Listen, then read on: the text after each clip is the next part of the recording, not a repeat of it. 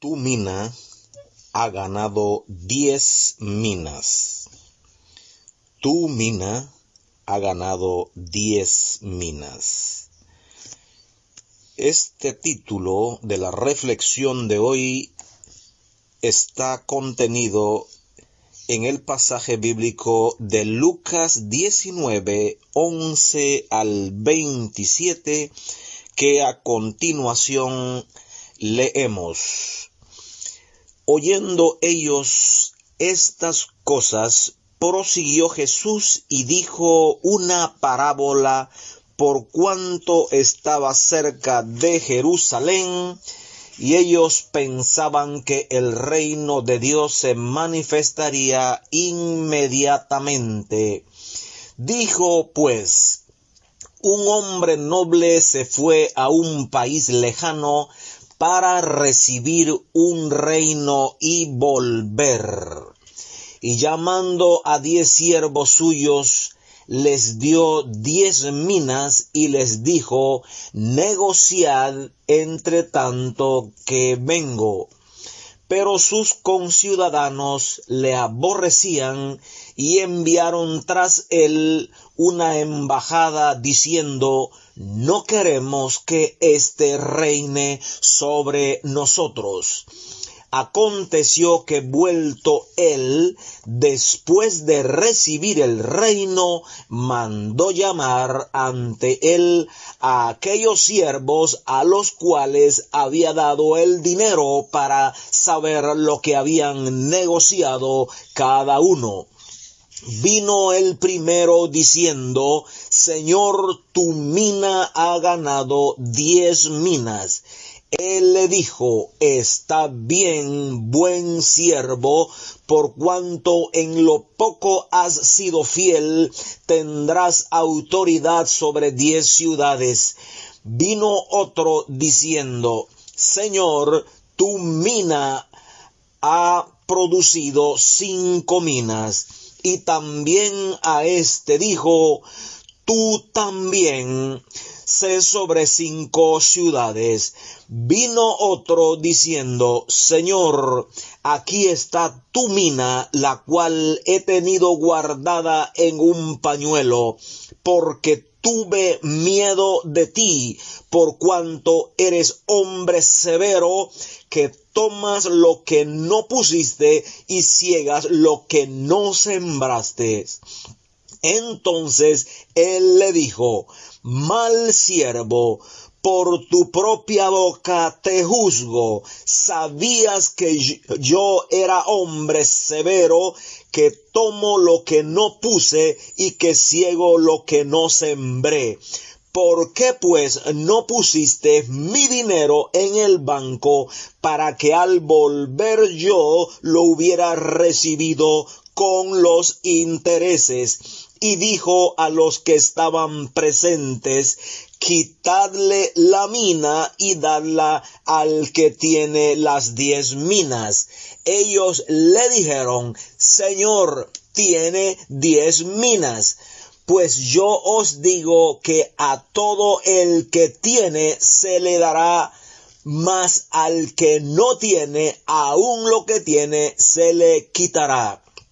Y también a aquellos mis enemigos que no querían que yo reinase sobre ellos, traedlos acá y decapitadlos delante de mí.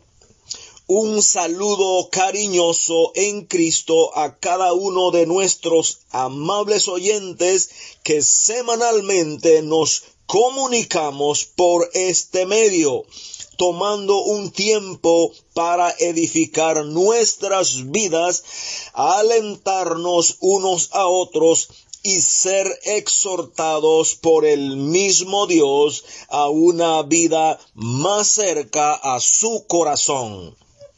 Ya hemos anotado en reflexiones anteriores que el Señor Jesús hacía su recorrido final aproximándose día a día y paso a paso a su sacrificio expiatorio, cuyo lugar era Jerusalén. Es además importante aclarar que a medida que se aproximaba al momento, su fama, la curiosidad de las multitudes, la efervescencia de los acontecimientos era cada vez mayor.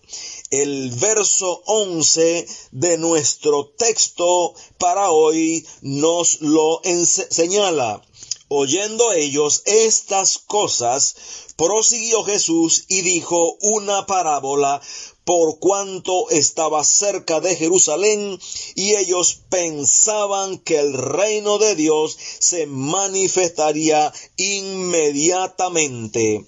Habían ocurrido señales extraordinarias en su enseñanza. Jesús había desenmascarado la hipocresía y falsedad de los dirigentes religiosos judíos. Las palabras de autoridad que salían de su boca causaban irritabilidad en los líderes de la ley, mas al pueblo le traían sentido de justicia. En una ocasión los fariseos dijeron entre sí: ¿ya veis que no conseguís nada? Mirad, el mundo se va tras él. Juan 12, verso 19. En otra ocasión, los principales sacerdotes y los fariseos enviaron alguaciles para que le prendiesen. Ellos oyeron las palabras de gracia que salían de su boca, no se atrevieron a poner un solo dedo sobre él. Los alguaciles volvieron a los principales sacerdotes y a los fariseos, y estos le dijeron: ¿por qué no le habéis traído? Los alguaciles respondieron: jamás hombre alguno ha hablado como este hombre. Juan 7:32, versos 45 y 46. Todo esto hacía pensar a las multitudes que el reino del Mesías se manifestaría de inmediato, poniéndole fin a la opresión del gobierno romano, que a la postre era el mayor interés de ellos como nación. Esta percepción en la mente de estas multitudes fue corregida cuando el Señor Jesús contó una parábola que enfrió tales esperanzas. Esta parábola mostró que habría un intervalo de tiempo entre su primera y segunda venida, durante el cual sus discípulos, sus seguidores, habrían de estar activos en sus asuntos, siendo que este intervalo de tiempo nos compete a cada uno de nosotros. Igualmente, aprendemos tres cosas fundamentales que el Señor tenía en mente y que hoy se nos enseña y se nos exhorta a hacer también a nosotros. Primero, que el Señor Jesús es este hombre noble que vendrá en su segunda venida a establecer su reino de justicia y paz. Amable oyente, han pasado 2000 años entre el intervalo de tiempo de su primera venida y su inminente regreso a establecer su reino. Fíjese que las personas de aquel entonces querían ser liberadas no de la esclavitud del diablo y del pecado que lleva a la condenación eterna, sino de un gobierno humano que los había conquistado y del cual se querían librar.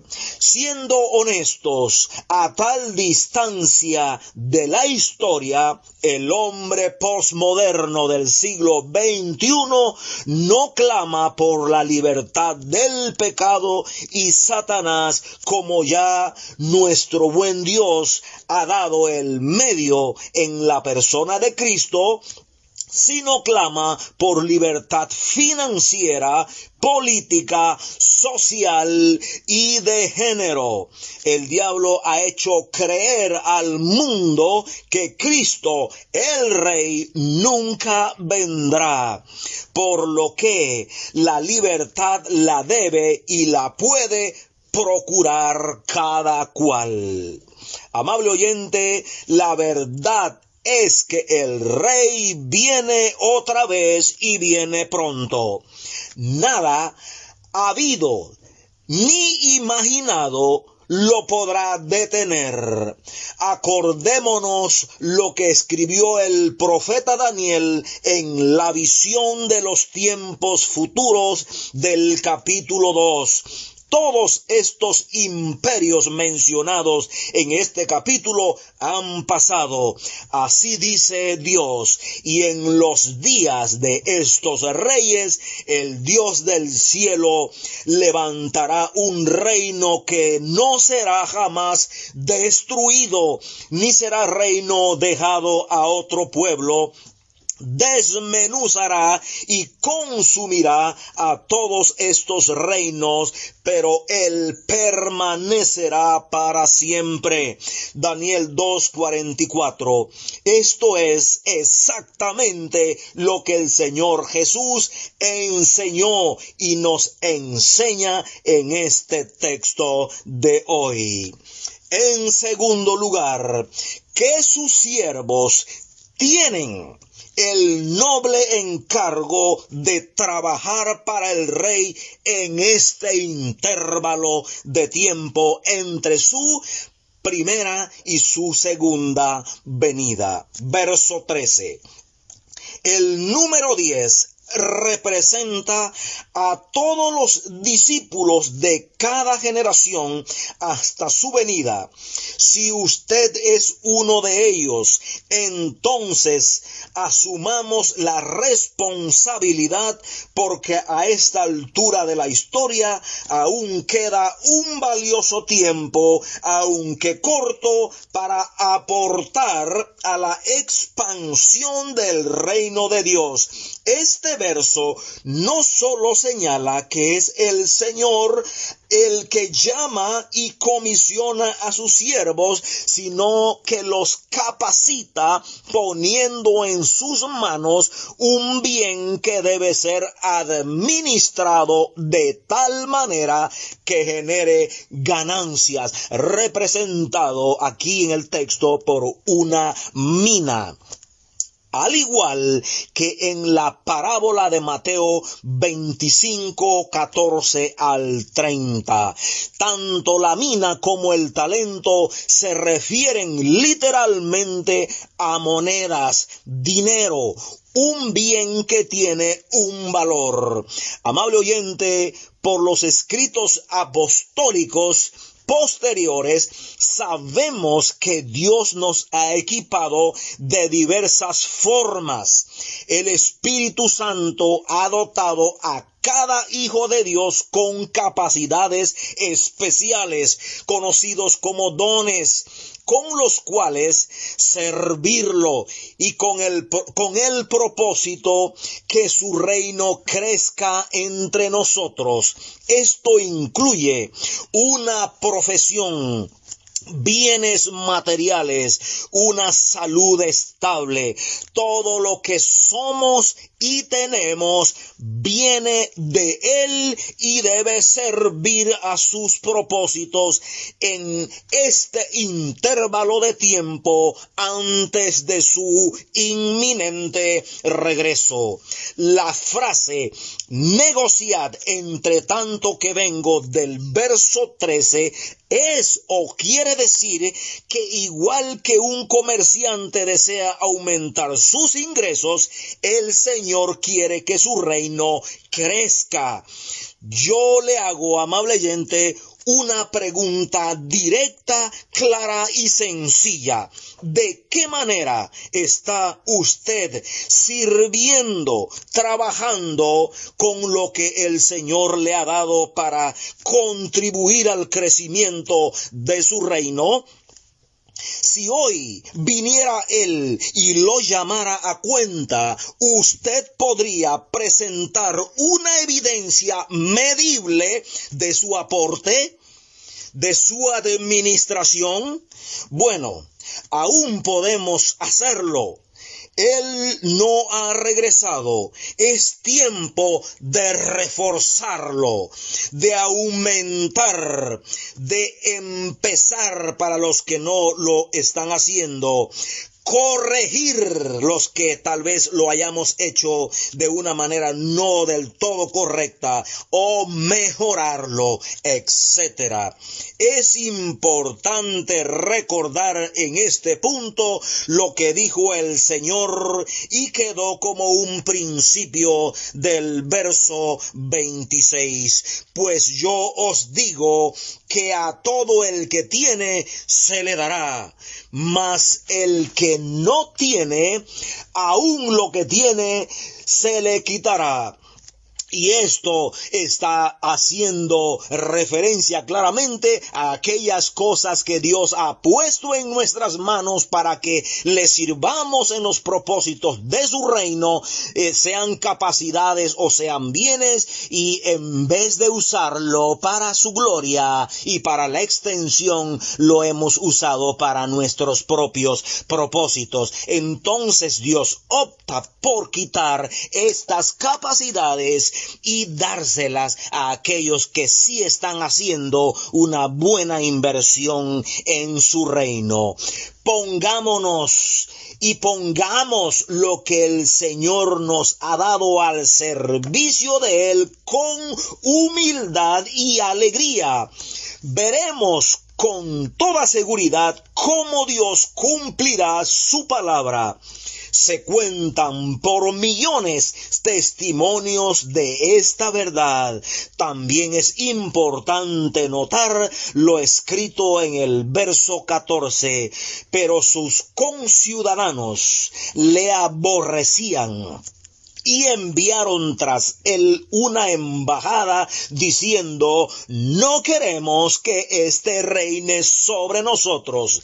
Ya sabemos la constante oposición de que fue objeto el Señor Jesús, y hasta la fecha lo es. Esto quiere decir que sus seguidores no encontrarán un terreno cómodo para laborar para el Señor. La oposición estará allí siempre hasta su venida. Los servidores debemos contar con ello.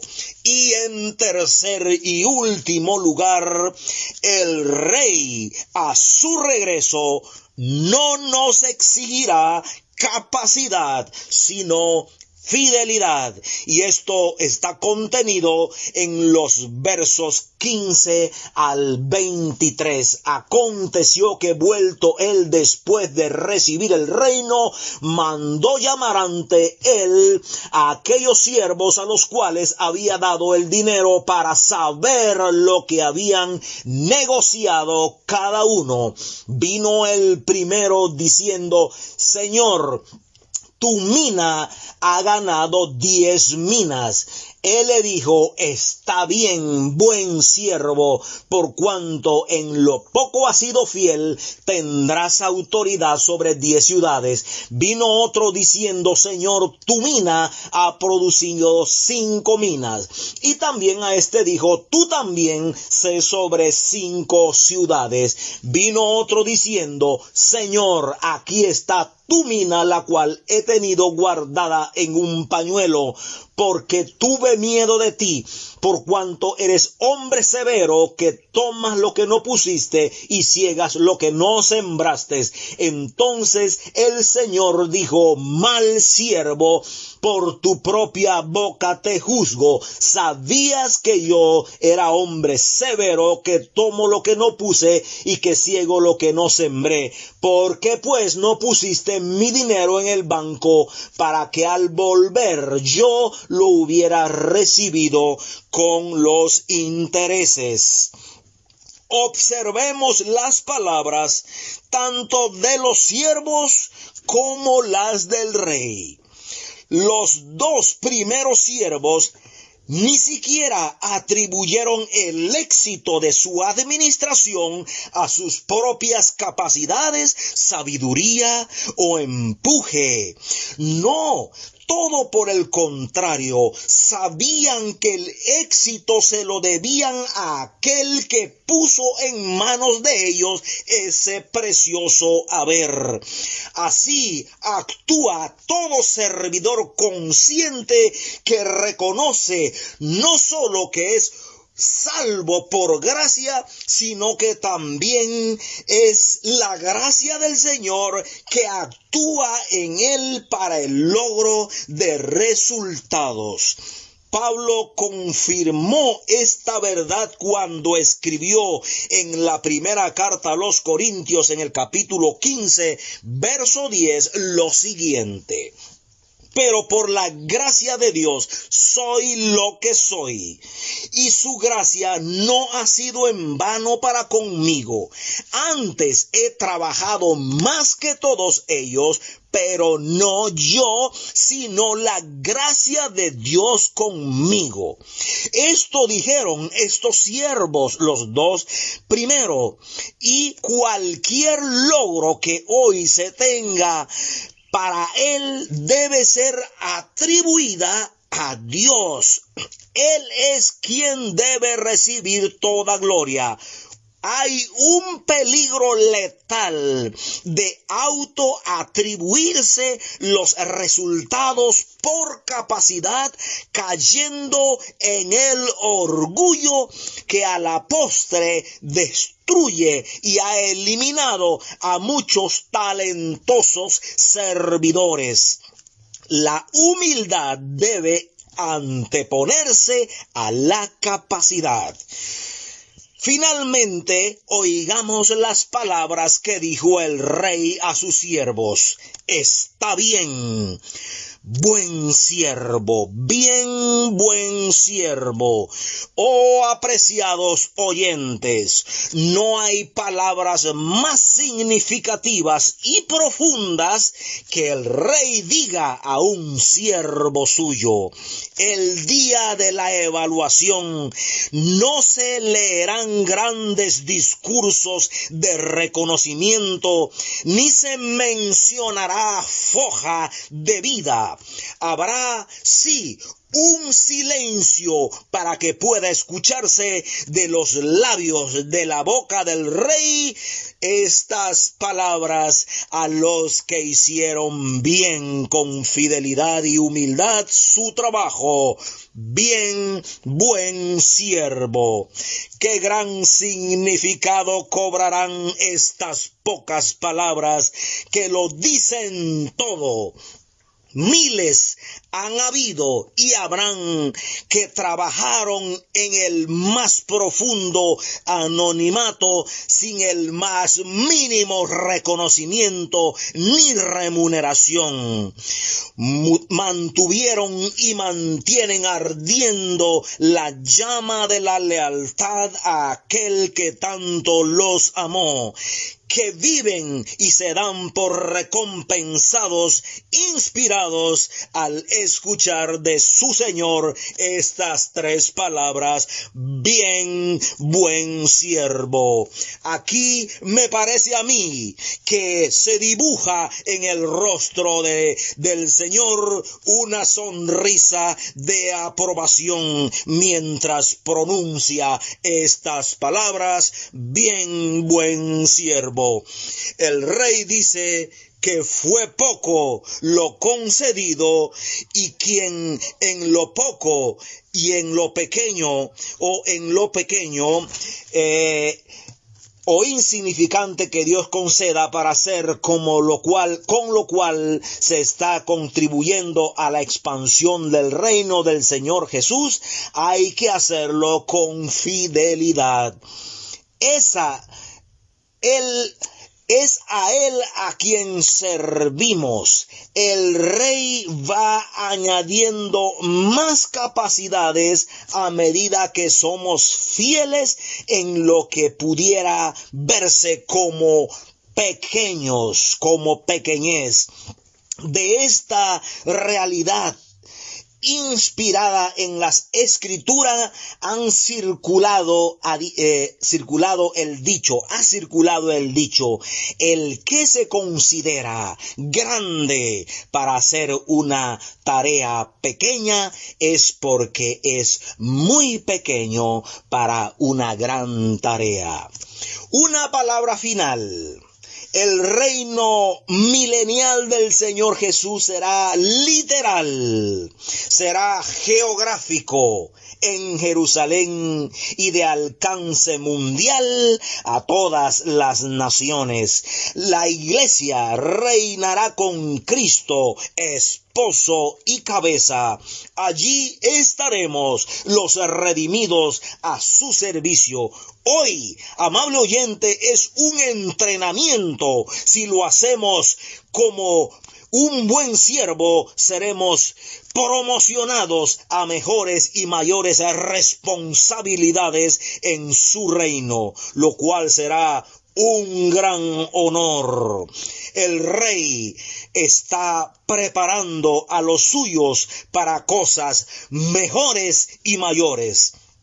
Ánimo, amable oyente, sigamos sirviendo con constancia y fidelidad al Señor.